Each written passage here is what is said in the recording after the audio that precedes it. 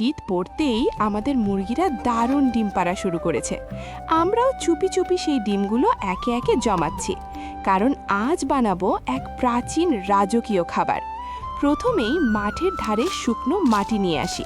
এ মাটিকে পানিতে মিশিয়ে ছেঁকে নিই, যেন একদম নরম পেস্ট হয়। তারপর কাপড়ে বেঁধে গাছে ঝুলিয়ে রাখি, বাড়তি জ্বর ঝরে যায়। এদিকে শুকনো খোসা আর পাতা পুড়িয়ে ছাই তৈরি করি। এই ছায়ে ডিমগুলোকে অনেক দিন ভালো রাখে। এবার আনি কিছু বিশেষ জড়িবুটি, যেগুলো একসময় যোদ্ধাদের শক্তি দিত। ওই পাতা আর নুন মিশিয়ে গরম পানিতে ফুটিয়ে রস বের করি।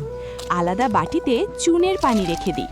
চুন ফুলে ওঠে, নরম গুঁড়ো হয়। এবার একসঙ্গে মিশাই মাটি, চুন, ছাই আর জড়িবুটির রস।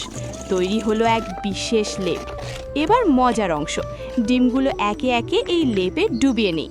তারপর ওপরে রাখি সেই গরম ছাই, কারণ পাহাড়ে বলে ছাই নাকি ডিমকে বাঁচায় আর উষ্ণ রাখে। সব ডিম মাটির হাঁড়িতে সাজিয়ে ঢাকনা বন্ধ করে দিই। রেখে দিই পুরো 1 মাস। 30 দিন পরে যখন হাঁড়ি খুলি, ডিমগুলো ঝকঝকে কালো, যেন কাঁচের বল। ভেতরটা নরম, জেলির মতো মোলায়েম। গরম ভাতের সঙ্গে বা মশলা মিশিয়ে খেলেই বুঝবে, এটাই তো রাজাদের প্রাচীন জাদুর স্বাদ। যদি খেতে চান তাহলে একটু কমেন্ট করে দিন, লাইক করুন, সাবস্ক্রাইব করে আমাদের সঙ্গে থেকে যান।